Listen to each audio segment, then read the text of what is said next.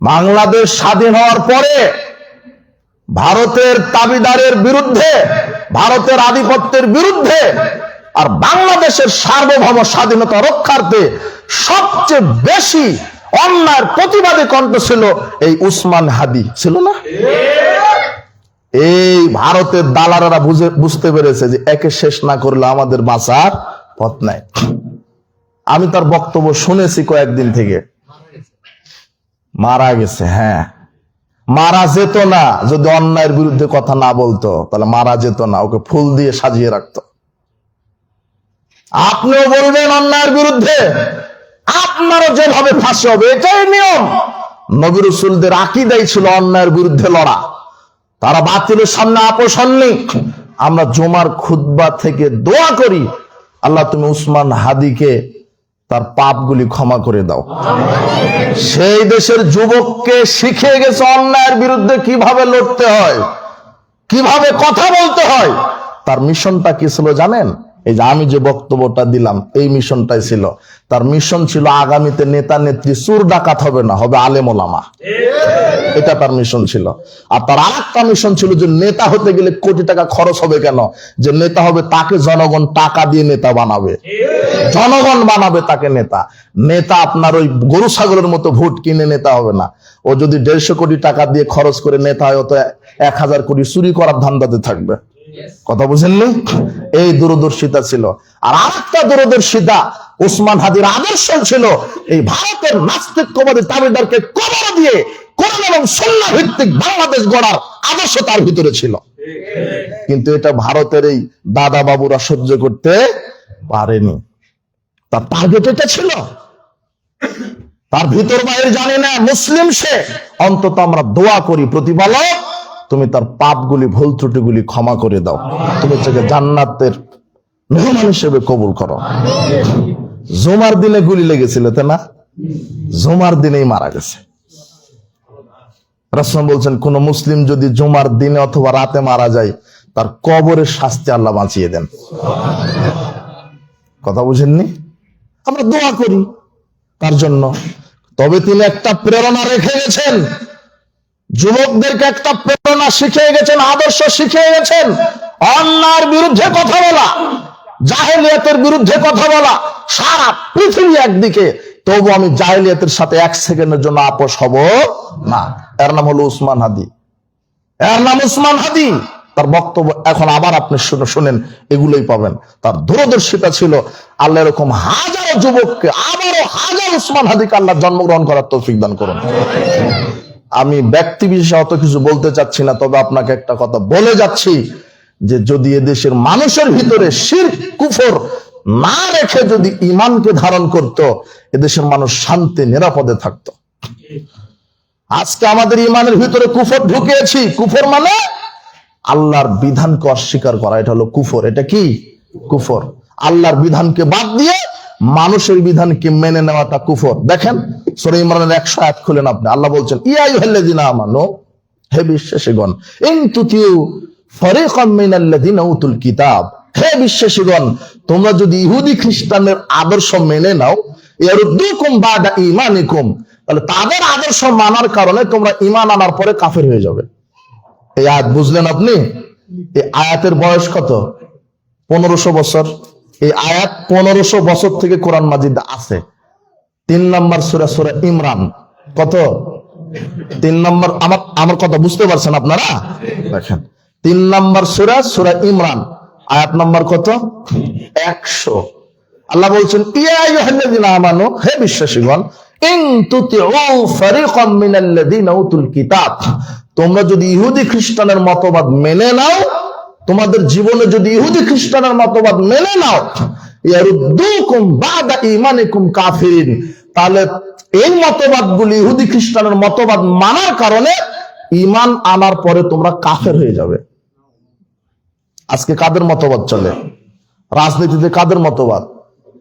হ্যাঁ, ইহুদি খ্রিস্টানের।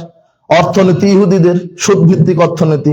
রাজনীতি ডেমোক্রেসি, ন্যাশনালিজম, ক্যাপিটালিজম, সেকুলারিজম, এগুলি রাজনীতির। এগুলি কাদের আদর্শ? মানে কারা? মুসলমানেরা।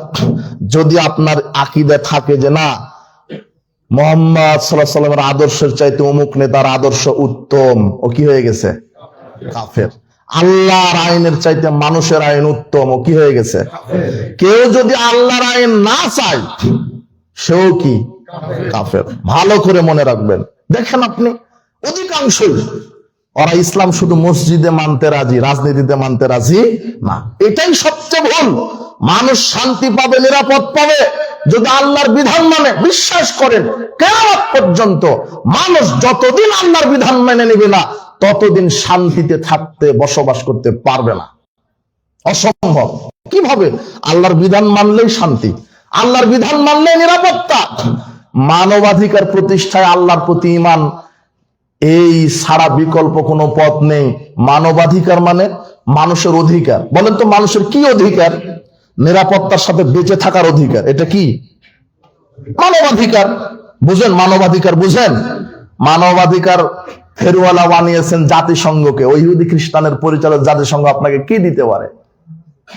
কি দিতে পারে? জাতিসংঘ প্রতিষ্ঠা লগ্ন থেকে এখন পর্যন্ত মুসলমানের পরিমাণ উপকারে আসেনি। আপনি ইতিহাস পড়েন। জাতিসংঘের তৈরি হয়েছে মুসলমান ইসলামকে কবর দেওয়ার জন্য। এই জাতিসংঘের গোলামি করবেন না, সাবধান। এই জন্য আমি বলি আগামীতে বাংলাদেশ, পৃথিবীতে যে 57টা রাষ্ট্র আছে মুসলমানের, এই 57টা রাষ্ট্র ঐক্যবদ্ধ হয়ে মুসলমানদের জন্য আলাদা জাতিসংঘ করতে হবে ইনশাআল্লাহ। তাহলেই আপনি শান্তি পাবেন। কিন্তু মুসলমানের 57টা রাষ্ট্র তো এক না।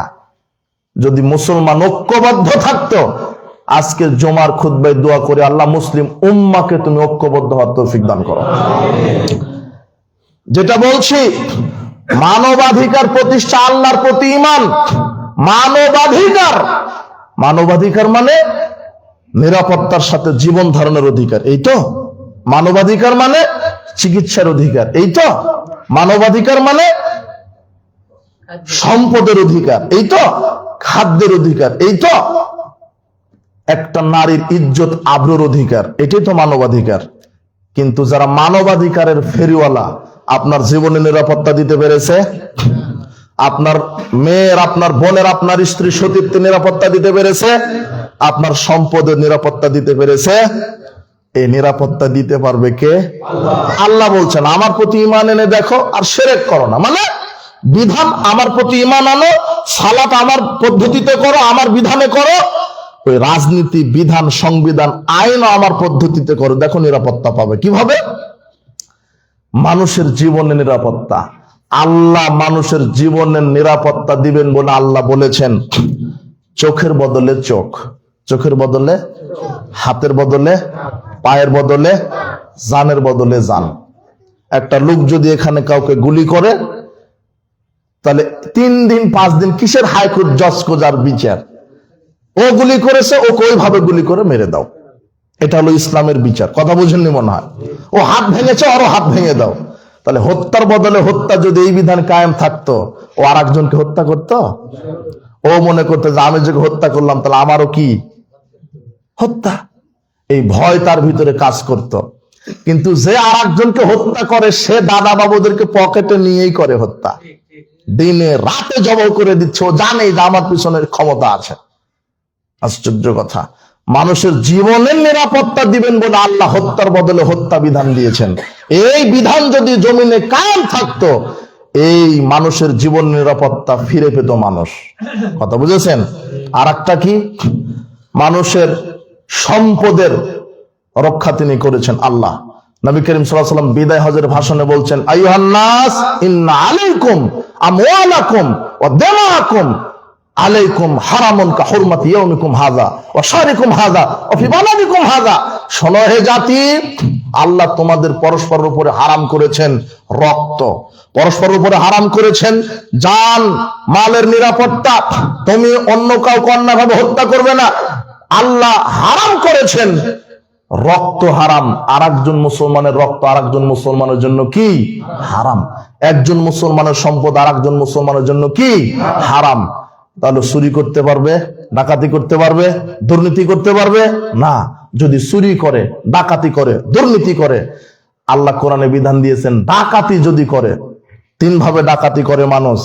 1, মানুষকে হত্যা করে ডাকাতি করে, তখন আল্লাহ বলছেন যে হত্যা করার পরে ছিনতাই চুরি করেছে, ডাকাতি করেছে, তাহলে তাকেও হত্যা করে দাও। আর একভাবে জখম করে না, তাকে ছুরি তরবারি ঠেকিয়ে হাত পা কেটে দিয়ে আধা মরা করে নিয়ে গেল। আল্লাহ বলছেন যে তাকে তাহলে হাত পা বিপরীত ভাবে কেটে দাও। ডাকাতের শাস্তি হাত পা বিপরীত ভাবে, ডান হাত কাটলে বাম পা কাটলো। দেখো তোর অবস্থা কি, একটা কেটে দেখেন ডাকাতি ছিনতাই বন্ধ হয়ে যাবে। কথা বুঝেননি মনে হয়? হবে, এটা আল্লাহ বলছেন। যে তার প্রমাণ সৌদি আরব, কুয়েত, কাতার আছে ডাকাতি, জেনা আছে, দুই একটা থাকতে পারে, শয়তান তো থাকেই, কিন্তু বাংলাদেশে প্রতিদিন গণধর্ষণ হয়, এরকম আছে না। দুই একটা থাকে, দুই একটার বিচারও হয় না? দেখেন না আপনি? নিরাপত্তা কার পক্ষ থেকে আসবে? আপনার সম্পদের নিরাপত্তা দিবেন বলে আল্লাহ এতগুলি আইন কোরআনে কোট করেছেন। যদি শুধু সম্পদ নেয়, শুধু সম্পদ নিয়েছে, আপনার উপর অত্যাচার করেনি, আঘাতও করেনি, তখন আল্লাহ বলছেন এই ডাকাতকে দেশ থেকে তাড়িয়ে দাও অথবা আজীবন জেলখানায় বন্ধ করো। ও আর ডাকাতি করতে পারবে না। এটা হলো বিধান, আপনার সম্পদ নিরাপত্তা। তারপরেও যদি আপনার সম্পদ সে ছিনতাই করে, তার বিচার হবে। ইসলাম এটা দিয়েছেন, সম্পদ নিরাপত্তা ফিরে পাবেন, আপনার জীবনের নিরাপত্তা ফিরে পাবেন। রাসূল সাল্লাল্লাহু আলাইহি ওয়াসাল্লাম বলছেন একটা মানুষের জীবনের মূল্য কত জানেন? একটা মানুষের জীবনের মূল্য, আজকে দিনের উপরে গুলি করছে, দিনে দুপুরে পাথর মেরে মাথা ফাটিয়ে দিচ্ছে, কারো কোনো হিসাব নাই। মনে হচ্ছে যে এটা একটা পাখির জীবন, এটা একটা পিঁপড়ার জীবন, কারো কাছে মানুষের জীবনের মায়া নাই। মুহাম্মদ সাল্লাল্লাহু আলাইহি ওয়াসাল্লামের মধ্যে আল্লাহ বলছেন, মুহাম্মদ সাল্লাল্লাহু আলাইহি ওয়াসাল্লাম শোনো, লাউ আন্না আহলাস সামাওয়াতি ওয়াল আরদ ইস্তামিউ, যদি সারা আকাশবাসী, সারা জমিনবাসী, সারা আকাশবাসী মানে সব ফেরেশতা, জমিনবাসী মানে যত মানুষ, গরু, জিন যা আছে সব, সারা আকাশবাসী, সারা জমিনবাসী মিলে যদি একজন মানুষকে হত্যা করে, কাকে? মুসলমান না, কাকে? মানুষকে, তাহলে আমি আল্লাহ সারা আকাশবাসী জমিনবাসীকে একসাথে জাহান্নামে দিয়ে দেব। কথা বুঝেননি মনে হয় হাদিসটা? মানে এই হাদিসের দ্বারা মানুষের জীবনের মূল্যটা বুঝাচ্ছেন। যদি একটা মানুষের জীবন নেওয়ার পিছনে সারা আকাশবাসী জমিনবাসীর হাত থাকে, তাহলে আল্লাহ কোনো বিচার করবেন না, সরাসরি সবাইকে কোথায় দিয়ে দিবেন? কেন দিয়ে দিবেন? ওই একটা মানুষকে হত্যা করেছেন তাই। তার মানে এর দ্বারা উদ্দেশ্য যে মানুষের জীবনের মূল্য আকাশ জমিনবাসীর সবার চেয়ে উত্তম। এটা ইসলাম দিবে। ইসলাম যদি প্রতিষ্ঠা হয়, আল্লাহর আইন যদি প্রতিষ্ঠা হয়, আর আমানতু বিল্লাহ, এই ঈমান, আল্লাহর ঈমান যদি অন্তরে ঢুকে যায়, মানুষ মানুষকে হত্যা করতে পারবে না। এটাই নিরাপত্তা, এটাই নিরাপত্তা। আপনার জানের নিরাপত্তা দিল, মালের নিরাপত্তা দিল, সতীত্বের নিরাপত্তা দিয়েছে। আপনি কি বলছেন? একটা নারীকে যদি ধর্ষণ করে, ইসলাম বলছে যে তাকে মাটি বুক পর্যন্ত কি করে দাও? পুঁতে দাও। তাও এই জেনার বিচার গোপনে নয়, ফাঁসি গোপনে নয়, আল্লাহ বলছেন যে তাকে মাঠে নিয়ে যাও, বিশাল মাঠে নিয়ে যাও, হাজারো লক্ষ কোটি জনগণ উপস্থিত থাকবে, তাদের সামনে যারা বিবাহের পরে জেনায় লিপ্ত হবে, যারা ধর্ষক, এদের বুক পর্যন্ত মাটিতে গেড়ে দাও, দিয়ে একেবারে চতুর্দিকে পাথর মেরে মাথা একেবারে মাটি সমান করে দাও, যাতে করে জনগণ দেখে বুঝতে পারে যে আমিও যদি জেনায় লিপ্ত হই আমার শাস্তি এটা হবে। একটা করে দেখেন, রাতারাতি লুচ্চামি বন্ধ হয়ে যাবে ইনশাআল্লাহ। কথা বুঝেননি মনে হয়? তখন আপনার স্ত্রী রাত 12টায় রাজশাহী থেকে এই পুঠিয়া বাজারে আসবে, ল্যাংটা হয়ে আসবে, তবু একজন যুবক এইভাবে তাকাতে পারবে না। বুঝেননি মনে হয় কথা? এটা কার বিধান? দেখেন, করে দেখেন, সংসদে আইন পাস করেন, হকপন্থী আলেম ওলামাকে বসান, এই গণতন্ত্র জাহেলিয়াত বস্তা পচা মতবাদকে কবর দেন, আর কোরআন সুন্নাহ বসিয়ে দেন। তখন আকবর বিন আবেদের আর জেনার বিরুদ্ধে বক্তব্য দেওয়া লাগবে না। সংসদে বলা হবে, আজ থেকে যদি যুবক বিবাহের পূর্বে যারা জেনায় লিপ্ত হবে তাদের সাথে শাস্তি 100 লাঠি পিটানো, 1 বছর এলাকা ছাড়া, আর বিবাহের পরে যারা জেনায় লিপ্ত হবে তাদের বেঁচে থাকার কোনো পথ না। এটা সংসদে পাশ হলে রাতারাতি লুচ্চামি বন্ধ। তাহলে আপনার নারী, আপনার স্ত্রী, আপনার বোনের সতীত্ব কার বিধানে রক্ষা হয়ে গেল? আল্লাহ। এটা করেন। না হলে আপনি গণতন্ত্র দিয়ে পুলিশকে দিয়ে পাহারা দিবেন, পুলিশই নারীকে ধর্ষণ করবে। কি পুলিশ কি ফেরেশতা? ওর কাম ভাব নেই? কি বলেন আপনি? আশ্চর্য কথা। কিন্তু বুঝেন কিছু, ওই গাঁজা ঘুরকে ধরবেন, পুলিশে গাঁজার ব্যবসা করবে, কি করবেন তখন? এই জন্য আমি বলছি বাংলাদেশের আইনকে আইনের আওতায় আনতে হবে। বিচারক যারা জজ, এরা কি ফেরেশতা? এরা ঘুষ খেয়ে অপরাধী লোককে নিরপরাধ প্রকাশ করে না? আজ গতকাল বগুড়াতে প্রোগ্রাম করলাম, যমুনার এক ভাই পুলিশ অফিসার আমাকে বলছে, ভাই এই ঝাওয়াল ব্রিজ থেকে যমুনা পর্যন্ত 3 জায়গাতে ডাকাত থাকে। কয় জায়গায়? এবং আমার গাড়িতেই গত বছরে আক্রমণ করেছিল, ড্রাইভার চলে গেছে, দাঁড়ালেই তরবারি বা কিছু ঠেকিয়ে ওরা কিছু নিয়ে নিবে। তো পুলিশ বলছে যে ভাই আমাদের চাইতে ডাকাতদের ক্ষমতা বেশি। কিভাবে? আমরা যদি একটা গুলি মারি তাহলে ওটা সরকারকে জবাব দিতে হয়, আর ওরা যদি ছুরি দিয়ে আমাদেরকে জবাব করে ওদের জবাব নাই। কেন? ওদের দাদা বাবুরা বড় বড় জায়গায় আছে। মানে ডাকাত পুষেই নেতারা। পুলিশ আমাকে তথ্য দিল এটা। ওই ডাকাত ডাকাতি করবে, এই টাকাটা ভাগ হয়, ওটা এমপির হাতে যায়, মন্ত্রীর হাতে যায়, স্থানীয় মেম্বারের হাতে যায়। কথা বুঝেননি মনে হয়? কথা বুঝেছেন? তাহলে এদেশের বড় বড় সুর হলো বড় বড় নেতারা, ওরাই চাষ করে। এগুলো কথা বলা ফাঁসি হবে, শুল হবে। তো আমি চিন্তা করছি হক কথা বলি, জীবনে পৃথিবীতে যদি মরা তো লাগবেই। এই যে অন্তরে একটু শহীদি একটা নিয়ত আছে, আল্লাহ যেন শহীদ হিসেবে কবুল করে, সবাইকে যেন শহীদ হিসেবে কবুল করে। তবে হক কথা বলে যাবো ইনশাআল্লাহ। হক কথা বলতে হবে, ন্যায়ের পক্ষে থাকতে হবে, অন্যায়ের প্রতিবাদ করতে হবে। তাহলে দেশের এই যারা জজ, যারা বিচারক, এদেরকে বিচারের আওতায় আনতে হবে। অপরাধী লোককে নির্দোষ প্রকাশ করে আর নির্দোষ ব্যক্তিকে অপরাধী প্রকাশ করে। হাজারো লক্ষ কোটি টাকা চাঁদাবাজি, লক্ষ লক্ষ মানুষকে মেরেছে, 2-4 জন নারীকে ধর্ষণ করেছে। জজ কিভাবে ওকে জামিন দিয়ে খালাস দিতে পারে? কিভাবে দিতে পারে? এই জন্য আর বিচার হবে। আপনি সাবধান হন, আপনি সাবধান হন, অন্যায়ের প্রতিবাদ করেন। এই জন্য মানুষের জীবনের, অর্থের, ইজ্জতের এবং নারীর সতীত্বের গ্যারান্টি কার বিধান দিতে পারে? একমাত্র মানুষের বিধান দিতে পারে না। বিশ্বাস করেন, পৃথিবীতে মানুষ যদি শান্তিতে বসবাস করতে চায়, ইসলামের বিধান ছাড়া কোনো উপায় নাই। এটা আপনি বিশ্বাস করেন।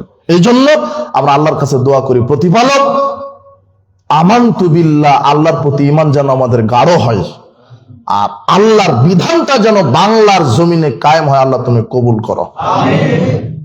আপনার ইজ্জতের নিরাপত্তা আল্লাহ দিয়েছেন। ইজ্জত, ইজ্জত মানে আপনাকে অপমান করা যাবে না। কি করা যাবে না? অপমান। রাসূলুল্লাহ বলছেন সবচেয়ে বড় সুদ হলো মানুষকে অপমান করা, সবচেয়ে বড় সুদ। কেউ যদি কাউকে অপমান করে, তাহলে আল্লাহ তাকে লাঞ্ছিত করবেন, যদিও সে বাহনের পেটের মধ্যে থাকে। আজকে কথায় কথা আপনি অমুকের গীবত করেন, বদনাম করেন, অপমান করেন। আপনার মানুষকে অপমান করাটাই যেন একটা নেশা। মানুষের ইজ্জত, মানুষকে কোনোদিন খাটো করবেন না, মানুষের ইজ্জত নিয়ে সিনেমিনে খেলবেন না। মানুষের ইজ্জতের নিরাপত্তা দিয়েছে ইসলাম, মানুষের ইজ্জতের নিরাপত্তা দিয়েছে ইসলাম। আপনার মেয়ের, আপনার স্ত্রীর ইজ্জতের নিরাপত্তা দিয়েছে ইসলাম। শুধু ধর্ষণ, জেনা বন্ধ করবেন বলে আল্লাহ এত বড় শাস্তি দিলেন। শুধু হত্যা বন্ধ করবেন বলে আল্লাহ বলেছেন হত্যার বদলে হত্যা। কথা বুঝেননি? শুধু আপনার সম্পদের নিরাপত্তা দিবেন বলে আল্লাহ বলেছেন ডাকাতকে ধরো, ওর এর চাইতে বড় শাস্তি হতে পারে আপনার যদি হাত পা উল্টা করে কেটে দেওয়া, আপনাকে দিয়ে বেঁচে থাকা মরা সমান। বুঝেননি মনে হয় কথা? আল্লাহ বলছেন যে ডাকাতকে ধরো, হাত পা কিভাবে বিপরীত ভাবে কি করে দাও, কেটে দাও। মনে করেন আপনার বাঁ হাত কাটা হলো, ডান পা কাটা হলো, আপনাকে দিয়ে কি হবে? একটু ভাবেন তো দেখি। তাহলে এইভাবে যদি একটা কেটে জনগণকে দেখানো হয়, ডাকাত থাকবে? থাকবে না? থাকবে না। কারণ যে ডাকাতি করবে তারই তো এটা কাটা হবে। কথা বুঝেননি? সৌদি আরবে চুরি করলে হাত কাটা আছে, তো সৌদি আরবের লোকদের হাত নাই, চোরদের হাত নাই। কথা বুঝেননি? যে চুরি করবে তার কি করা হবে? হাত কাটা হবে। তাহলে ওর ভয় থাকবে যে চুরি করা যাবে না। তাহলে মানুষের সম্পদ, জান মাল, ইজ্জত, আবরুর নিরাপত্তা মানুষের কোন তৈরি করা বিধান দিতে পারে না, আল্লাহর বিধানই চূড়ান্ত। আল্লাহ তুমি বাংলাদেশ আগামীতে অভ্রান্ত সত্য নেতা প্রেরণ করো, আর বাংলাদেশের সংবিধান হিসাবে কোরআন হাদিসকে তুমি কবুল করো। তাহলে এদেশের মানুষ নিরাপত্তা পাবে, নারী পুরুষ সবাই নিরাপত্তা পাবে। বিশ্বাস করেন, চোর ডাকাত বদমাশ লুচ্চা বেনামাজি নেতা হওয়ার যোগ্যতা রাখে না। এই জন্য আমানতু বিল্লাহ, আল্লাহর প্রতি ঈমান, এটাই হলো মানুষের নিরাপত্তা, দুনিয়াতে পাওয়ার মাধ্যম, পরকালে কল্যাণের মাধ্যম। অনেক নারী পুরুষ এসেছেন দেশের গতানুগতিক ভাবে। আমরা মনে করছি যে মানুষের প্রতি ঈমান, আল্লাহর প্রতি ঈমান মানুষের যত বেশি হবে তত মানুষ নিরাপত্তা পাবে, শান্তি শৃঙ্খলাপূর্ণ ভাবে জীবনযাপন করতে পারবে, পরকালে জান্নাত পেয়ে ধন্য হবে ইনশাআল্লাহ। আল্লাহ তুমি আমাদেরকে সেই কাতারভুক্ত করো। বারাকাল্লাহ ফিকুম, জাযাকুমুল্লাহ খায়ের।